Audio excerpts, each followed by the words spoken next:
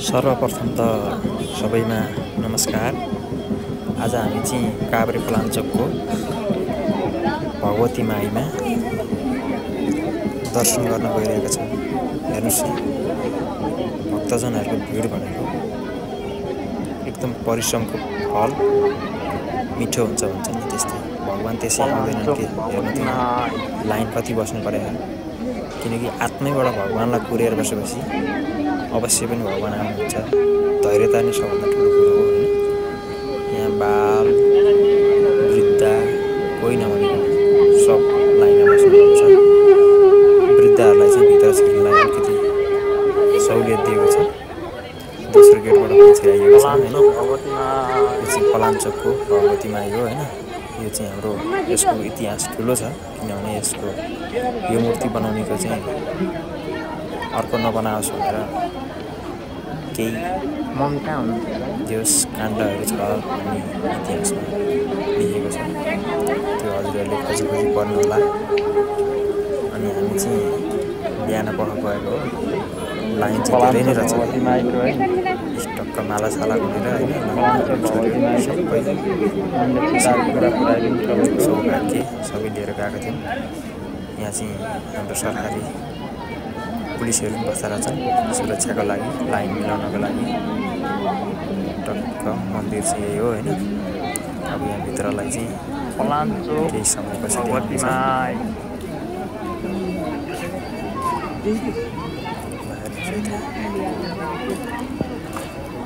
भिड त कति हो कति, लाइन त कहाँसम्म हो कहाँसम्म। लाइनको त कुरै छैन। अब लाइन चाहिँ धेरै नै बस्नु पऱ्यो। हामी चाहिँ 1 घन्टा जति वेटिङमा पऱ्यौँ, किनभने यहाँ नित्य पूजा पनि हुँदो रहेछ होइन दैनिक रूपमा। अनि यो नित्य पूजाको लागि चाहिँ हामी 1 घन्टा वेटिङमै बस्यौँ। त्यसपछि अनि हाम्रो क्रमशः पालो आयो। लाइनमा बसेर प्रसादले गरेर पूजा गर्ने जुत्ता राख्ने ठाउँ सबै छ, व्यवस्था सबै राम्रै छ। हजुरहरू पनि गएर दर्शन गर्न सक्नुहुनेछ। एकदम राम्रो मन पर्ने फुलले भगवती माईलाई अहिले चाहिँ यहाँनिर नित्य पूजा भइरहेको धैर्यता हुने जानु मात्रै जानुपर्छ। धैर्यता नहुने मान्छे त्यहाँ गएर काम छैन होइन। त्यही भएर यहाँ अहिले नित्य पूजा भइरहेछ भित्र, त्यही भएर गेट लगाएको छ बलिको लागि लिएर आएको छ। अब भाकल पुरा गर्नको लागि चाहिँ बोका, हाँस, कुखुरा थुप्रै कुरा ल्याउँदो रहेछन् होइन। यहाँबाट भ्याली पनि राम्रो अवलोकन गरेर देखिँदो रहेछ है। भ्यालीको अवलोकन गर्नु नगरपालिका सबै देखिन्छ यहाँबाट। त्यसपछि यहाँ आएर चाहिँ भ्यालीको अवलोकन भनेको यो राम्रो हुँदो रहेछ। त्यस वरिपरि पनि राम्रै सुविधाहरू सबै सम्पन्न होइन। यहाँ भित्र पनि यति नै लाइन हुनुपर्ने चाहिँ घुम्न चाहिँ। शनिबार चाहिँ धेरै नै प्याक हुने, अरू बार चाहिँ लगभग नर्मल खाली हुने। अब यो चाहिँ यहाँ बोका छोडेको रहेछ होइन। मन्दिरा छोडेको बोका जस्तो हुन्छ नि, यही हो। यो चाहिँ लगभग 7-8 वर्ष भइसक्यो यहाँ छोडेको। धुम बनाएर बसेको छ बोका त हो होइन। आनन्दले यहीँ खाने, बस्ने, यहीँ सुत्ने, यसलाई भिड ताप केही छैन। एकदम आफ्नो पारामा छ, चिल पारामा छ है। त्यही मन्दिरमा यहाँ ढोका खुल्ला भनेर वेटिङ गर्दा गर्दै कतैबाटलाई भोक पनि लागिसक्यो है। त्यही भएर यस्तो छ। हामी वेटिङमा छौँ। प्रतीक्षा गर्नुहोस्, धैर्यता गर्नुहोस्। धैर्यता नै कुखुरा बलि दिने गरेर चाहिँ होइन। कुखुराको भोग दिने चाहिँ यहाँ रहेछ है। अनि यहाँ चाहिँ 150 लिँदा रहेछन् कुखुरा काटिदिएको। केलाको चाहिँ 200 कति छ अरे। पलाञ्चोक भगवती माईको मन्दिर यहाँबाट भित्र छिर्नु अब लाइनबद्ध रूपमा छिरेपछि अब यहाँ लाइन व्यवस्थै भएन सुविधा दिएको छ। जो छिरे ज्येष्ठ नागरिकलाई छिर्न दिनु भित्र गएर 1 फन्को घुम्नुपर्छ। त्यत्तिकै लाइन हुन्छ। लाइन बसेर धैर्यतापूर्वक गर्न सक्ने मात्रै यो ठाउँमा चाहिँ मन्दिर भनेको सधैँ सबै ठाउँमा भिड भ्याग नै हुन्छ। त्यही भएर मन्दिरमा जाने भक्त श्रद्धालु हो कि श्रद्धालु भक्तजनहरूमा चाहिँ धैर्यता हुनुपर्छ। धैर्यता भएन भने चाहिँ यो मन्दिरमा पालन कसैले कमाउँदैन होइन। त्यहाँ गएर बस्ने यसरी हालेर लाइन बसेपछि आफ्नो पालो आएपछि पूजा गर्ने त्यो हो भने धर्म कमाइने है। त्यो भएर यो ठाउँमा चाहिँ मन्दिर गाइस राम्रो छ।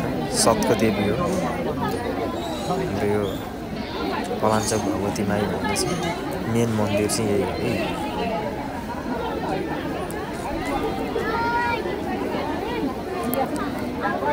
पलाञ्चोक भगवती माईले हामी सबैको मनोकामना पुरा गरौँ। मनले चिता कुरा पुगोस्, देशमा सुख र शान्ति छाओस्, हामी यही भन्न चाहन्छौँ। यहाँ फुलमाला बेचेर बस्नेहरू नि टन्नै छन् होइन। उहाँहरूको पनि यहीँबाटै व्यवहार चले जस्तो छ न। ए ल आइज ल यता हेरे बोका हेरे डुङ डुङ बनाएर हेर्दैन के भाउ खोजेको। पलाञ्चोक भगवती माईले राम्रोसँग बस्नु धेरै जिम्मा दिएको छ। सर्लक्क यहाँ केराको बोक्रा सोक्रा खस्यो भने खाने, बाहिर जाने घाँस खाने ल है त। ल आमा भ्याली कति राम्रो देखेको। आहा कति बाक्लो गाउँ यस्तो क्लियर देखियो नि। ल हेरौँ त्यहाँ लोभै लाग्दछ हौ, लोभै लाग्दछ। आँखाको नानीमा राख्दा पनि नबिजाउने भनेको चाहिँ यही हो है। देख्नुभयो नि। अब हामी त त्यही हो कि राम राम हरे कृष्ण हरे हरे हरे राम। पलाञ्चोक भगवती माई हामी सबैको मनोकामना पुरा गराइदिउँ भन्ने मन्दिर हो। घुमघाम यस्तै यस्तै चलिरहेछ।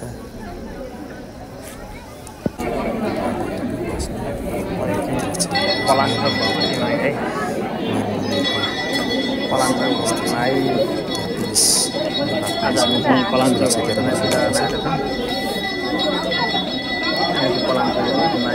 लाइन धेरै छ, मान्छेहरू दर्शकहरू धेरै हुनुहुन्छ। चारैतिर हुन्छ।